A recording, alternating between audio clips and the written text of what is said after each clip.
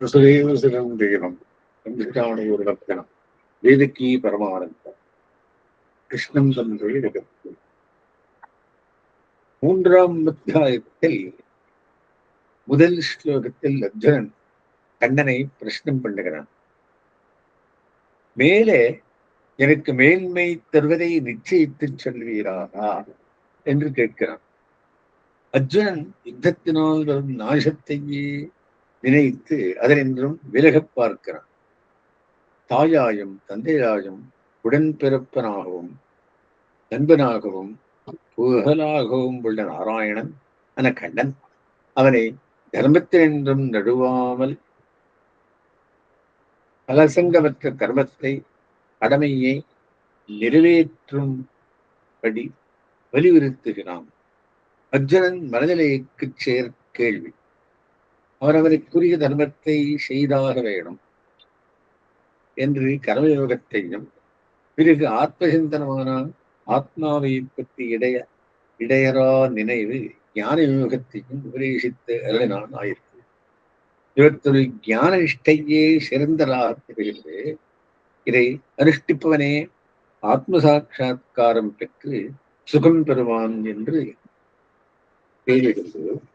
ஜீவாத்ம சிந்தனமே ஆத்ம சாட்சா்காரத்துக்கு நேர் வழியாக இருக்க கர்மயோக ரூபமான யுத்தத்தில் என்னை நியமிக்கிறேன், ஆத்ம சிந்தனத்திலே நியமிக்காமல் யுத்தஸ்வா யுத்தம் பண்ணு என்பது ஏன் என்று அர்ஜுனனின் கேள்வி.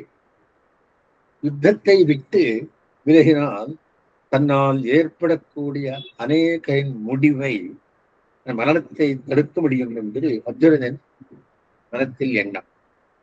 உலகம் வாட வேண்டும், லோகாத்மஸ்தாசுகனோபவந்து என்ற நல்ல மனோபாவம் அர்ஜுனன். துரோணர் தானிருந்து வெல்வித்தியை பூர்ணாவும் அர்ஜுனன் ஒருவனுக்கே சொல்லி வைத்தார். தன் மகன் அஸ்வத்தாமனுக்கும் இப்படி பூர்த்தியாக கற்பிக்கவில்லை.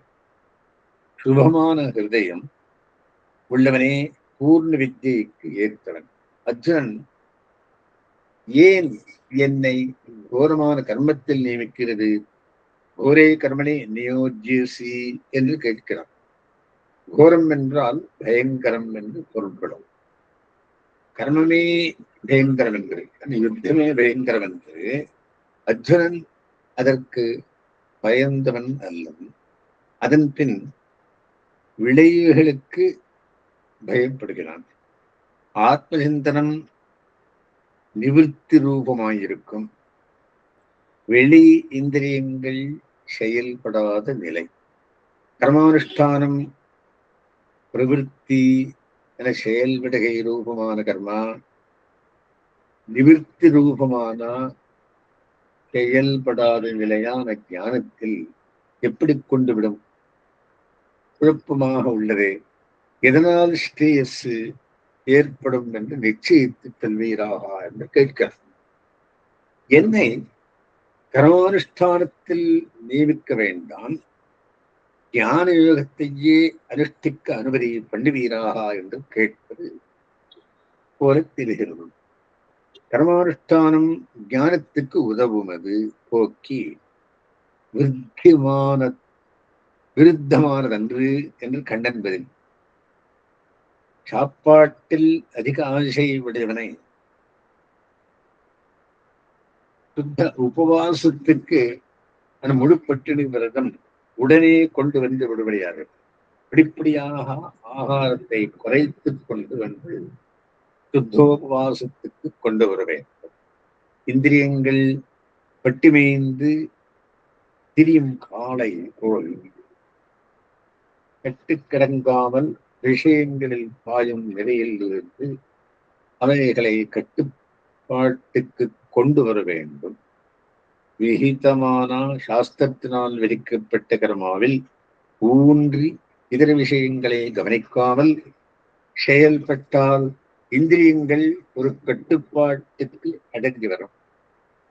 அர்ச்சனம் என்ற கர்மாவில் கண் எம்பெருமான் திருவடிகளின் வைக்க, வாய் திருநாமத்தை பாட, கை புஷ்பங்களை திருவடியில் சேர்ப்பதும் அஞ்சலிப்புறமாயிருக்க இதர விஷயங்கள் கவனம் செலுத்த வாய்ப்பில்லை.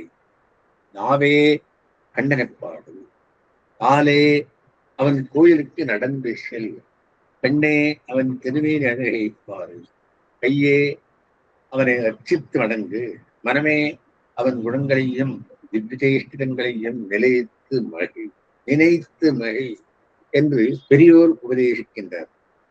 இப்படி வழக்கமான மற்றைய விடவேண்டிய பிரவൃத்திகளில் நின்றும் இந்திரியங்கள் நிவர்த்தி அடையும்.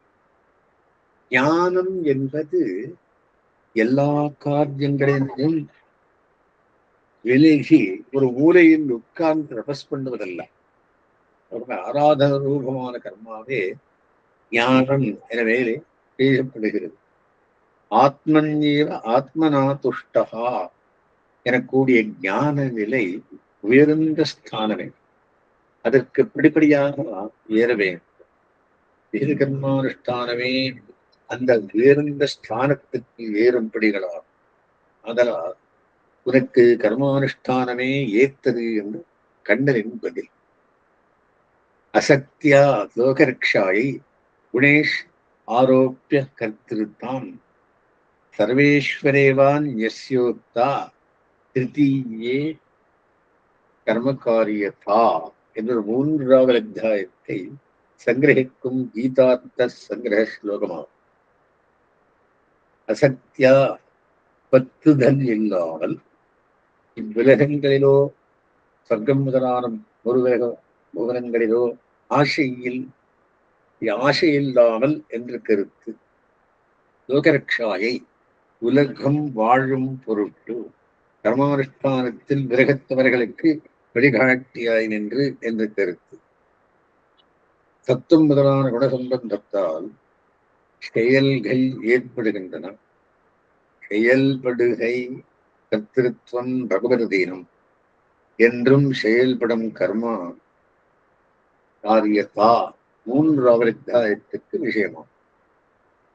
ஆண்டவர்கள் வனவாசம் இருந்தபோது வஸ்திரங்களை பெறுவதற்காக அர்ஜுனன் 5 ஆண்டுகள் ஸ்வர்கலோகத்தில் இருக்க நேரிட்ட போது ஊர்வசி என்கிற பெயரருகி அவன் மேல் ஆசைப்பட நீ எனக்கு பூஜிக்க தகுந்தவள் என்று வணங்கி விலகினான். இதனால் அவனுடைய இந்திரிய ஜெயம் உடனடக்கம் வலிமை தெரிகிறது. இந்த அர்ஜுனனை பகவான் ஞான யோகத்துக்கு நேரே தகுதியற்றவனாக பேசுகிறான். நம்போல் வாழ்நிலை ஏற்கையே கர்மானுஷ்டானம், அதனால் சித்த சுத்தி, அதனால் ஆத்மானுபவத்தில் இச்சை, பிரீத்தி, ரஜஸ்தமஸ் வழிகை, ஆகத்வேஷங்கள் நசிக்கை, இந்திரியங்களும் அனர்த்தம், கலக்கமத்திருக்கை, நிலப்பெற்றிருக்கை, ஆத்ம சாட்சா்காரம் என்று 7வது ஸ்தானத்துக்கு 6 படிகள். படிப்படியாக அல்லாமல் நேரே 7வது படியான உச்சியை அடைய முடியாது. பகவான் நகி கச்சித் க்ஷணமுகே ஜாது திஷ்ட அகர்ம கிருத்து, ஒரு க்ஷணமும் இந்திரியங்களால் தூண்டப்பட்டு செயல்படாமல் இருக்க முடியாது என்கிறான். ஆகையாலே மேலே காட்டி 7வது படியான ஆத்ம சாட்சா்காரம் அசாத்தியம். மேலும் ஞானத்தின் வழியே செல்ல முயல்பவனுக்கு சரீரம் திருடமாய் இருக்க வேண்டும். இதற்கு நல்ல உணவு வேண்டும். உணவு சுத்தமாய் இருக்க வேண்டும். உணவுக்கு சுத்தியாவது பகவன் நிவேதனமாயிருக்கை. விகேஷித்தாசன சந்தோ உச்சந்தே சர்வகல்விஷேகி தே பிரபம் பாபா தேவசந்த் ஆத்ம காரணமானது. ஆராதனத்தில் பயன்படுத்தப்பட்ட உடனே முன்பவர் எல்லா பாபங்களிலிருந்தும் துடைக்கப்படுகிறார்கள். நமக்காகவே சமைக்கப்பட்ட உடனே முன்பவர் பாபத்தையே உள்கொள்ளுகின்றனர். இதனால் தேர்வது என்னவென்றால், ஞான மார்க்கத்தில் செல்பவனுக்கு பகவத் ஆராதன ரூபமான கர்மானுஷ்டானமே அவசியம். சிரீர யாத்திரா பிச்சத்தே ந பவிஷ்யே ந பிரசித்தேன கர்மணா. சரீர யாத்திரைக்கு சரீரத்தை நிலையாக வைத்துக் கொள்வதற்கு செயல்படாமல் இருக்க முடியாது. கர்மானுஷ்டானத்தினால் உயர்ந்தவர் ஜனகரை போல் பலருண்டு. உலகத்தவர் நலனுக்காகவாவது அவர்கள் உன்னை பார்த்து கெடாமல் இருக்க நீ கர்மானுஷ்டானத்தை செய்ய வேண்டும். இத்தனையும் 20 ஸ்லோகார்த்தம். மேலே காட்டப்பட்ட சங்கிரக ஸ்லோகத்தில் லோகரக்ஷாயை என்று உலக நலனுக்காக கர்மானுஷ்டானம் அவசியம் என்று ஸ்ரீ ஆளவந்தார் காட்டி அருளினார். இந்த ஸ்லோகத்தின் கருத்து உலகத்தவர் நலனுக்காக பத்தில்லாமல் செயலில் தமக்குள்ள முயற்சியை சத்துவம் ரஜஸ் ஆகிய குணங்களில் ஏறிட்டு அதை எம்பெருமான் அதீனமாக எண்ணிக்கொண்டு கர்மானுஷ்டானம் பண்ணுவது 3ஆம் அத்தியாயத்தில் சொல்லப்பட்டது என்பதாம். கண்ணனெம்பெருமான் சொல்வது, நான் கர்மானுஷ்டானத்தினால் பெற வேண்டியது ஏதுமில்லாத பரிபூர்ணனாயிருந்தும் கர்மாவை விடாமல் செய்வதில் நிலைத்துள்ளேன். நான் இப்படி செய்யாவிடில் என்னை பின்பற்றி பல அவரவர் நிலைக்கு தக்கபடி விதிக்கப்பட்ட கர்மத்தை செய்யாமல் அழியக்கூடும். இதை தடுக்கவே நான் கர்மாவில் ஊர்ந்து இருக்கிறேன். வர்த்தையேவச்ச கர்மணி என்று தான் கர்மாவை அரட்டிப்பதை சொல்லுகிறார்.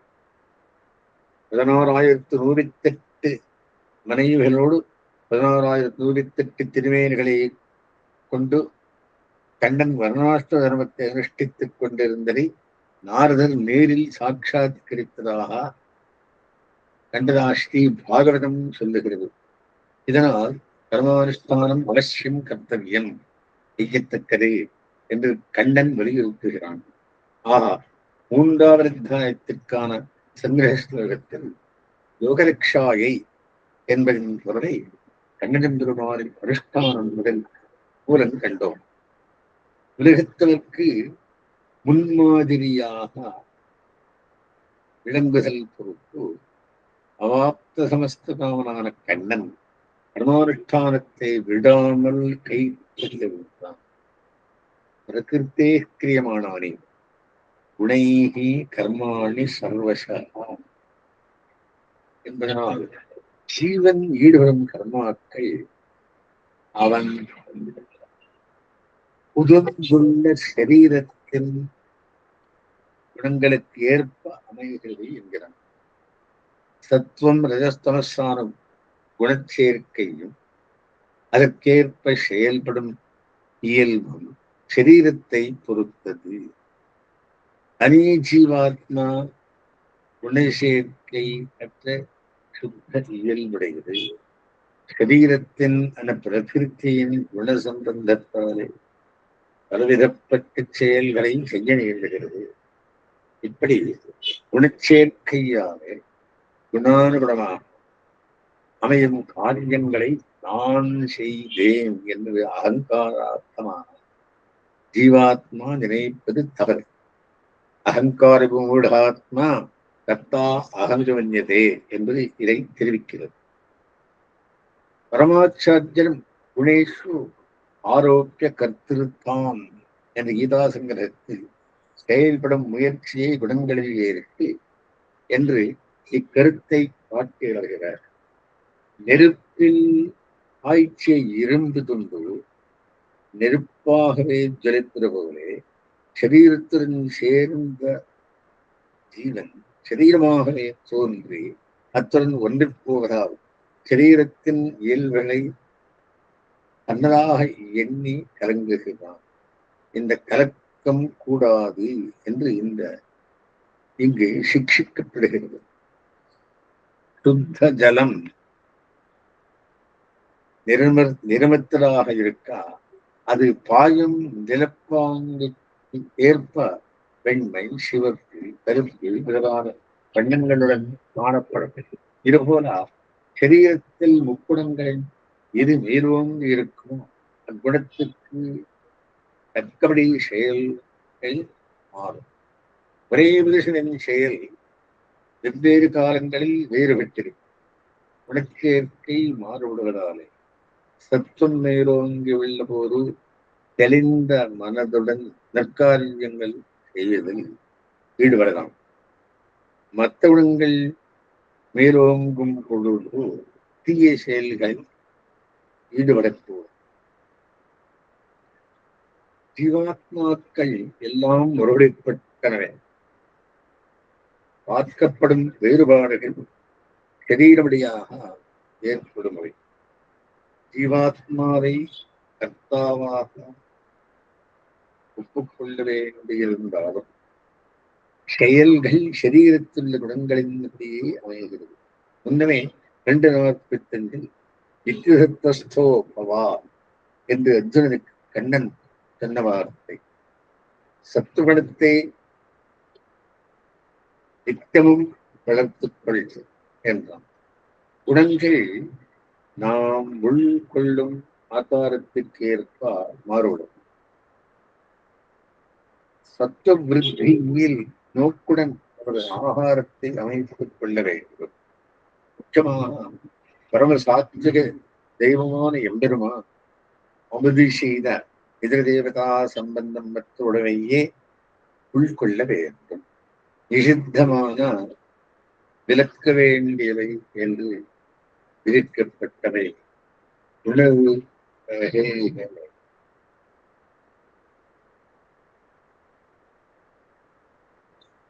ஏக காரணத்தாலும் எக்காரணத்தாலும் புசிக்கக்கூடாது.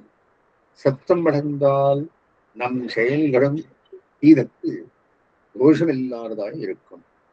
மேலும் சங்கிரக ஸ்லோகத்தில் சர்வேஸ்வரேவா யஸ்யோக்தா கர்மகாரியத்தா என்பதால் எம்பெருமானிடம் சமர்ப்பிக்கப்பட்ட கர்மகாரியத்தா கரயோகத்தில் ஈடுபாடு இந்த அத்தியாயத்தில் உத்தா சொல்லப்பட்டதாகிறது.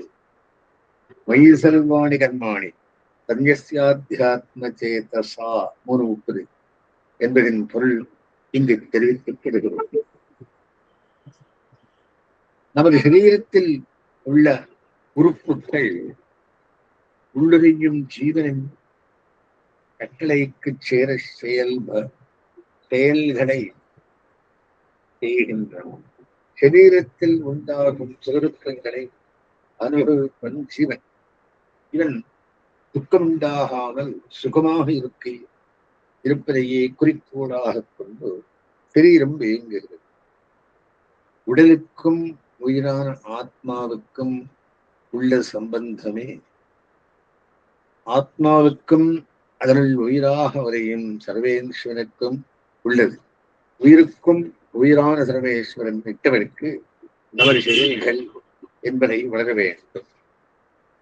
சாரீரிக சாஸ்திரத்தில் கர்த்தா சாஸ்திர அர்த்தத்வாத்து என்ற சூத்திரத்தினால் ஜீவனுக்கு செயல்படும் ஆற்றல் உண்டு என்று வியாசரால் ஸ்தாபிக்கப்பட்டது. உடனே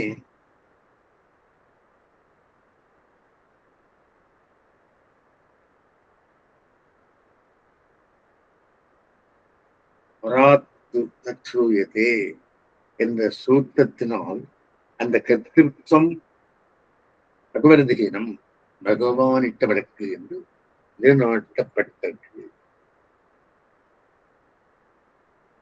அத்தியாத்ம சேதசா என்பதால் ஆத்மஸ்வரூபத்தை பற்றிய அறிவு ஜீவாத்மா பகவானின் சரீரம் என்ற அறிவு சொல்லப்பட்டது. ஆத்மாவின் கட்டளைப்படி சரீரம் செயல்படுவது போல ஜீவனின் செயல் அதன் உயிராயுள்ள பகவானால் தூண்டப்பட்டதால். ஆனால் இங்கோர் ஐயம் அவருக்கும் எழும். கர்த்திருவம் அவனதீனமானால் அதனால் வரும் சுகுதுக்கங்கள் அனுபவிப்பவனும் அப்பரமனே ஆக வேண்டவென்றோ. புண்ணியபாவங்களை நாமன்றோ அனுபவிக்க வேண்டியது.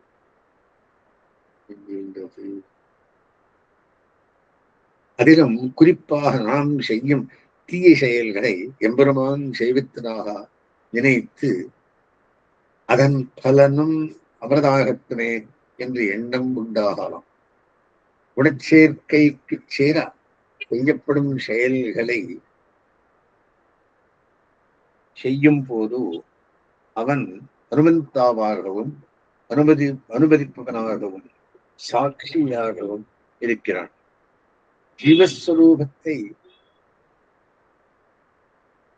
நன்குணர்ந்த அத்தியாத்ம சேதசா நன்குணர்ந்தவன் செய்யும் செயலை தீயதாக இருக்க வாய்ப்பே இல்லை. சரீரம் செய்யும் செயல்களை ஜீவனை விளைவிப்பதாக அமைவது போல ஜீவனின் செயல்படுகை ஜீவனுக்கும் ஜீவனாக உயிராக உள்ள புருஷோத்தமனின் மகிழ்ச்சிக்கு உறுப்பாகவே அமையும். ஆபச்செயல்களை செய்வதற்கு முக்கிய காரணம் ஜீவகாத்மாகும். கர்த்திருவம் பிரபவதீனம் என்று உணர்ந்து அதை அவனிடம் சமர்ப்பிக்க அவன் செய்விப்பதாக நினைத்து பகவத் ஆராதன ரூபமான செயல்களில் ஈடுபடுவேன். இதுவே ஆத்மஸ்வரூபத்தை உணர்ந்ததனின் படியாக இருக்கும். கர்மானுகுணமாகவும் குணானுகுணமாகவும் செய்யப்படும் செயல்களுக்கு பகவான் சாட்சியாகவே மட்டும் உள்ளன் என்பது அறிய வேண்டும். மாம் எதிசேகரவத்தியமாம் லக்ஷ்மி என்பவரையும் தாம் வந்தே சிவரம் சதாம்.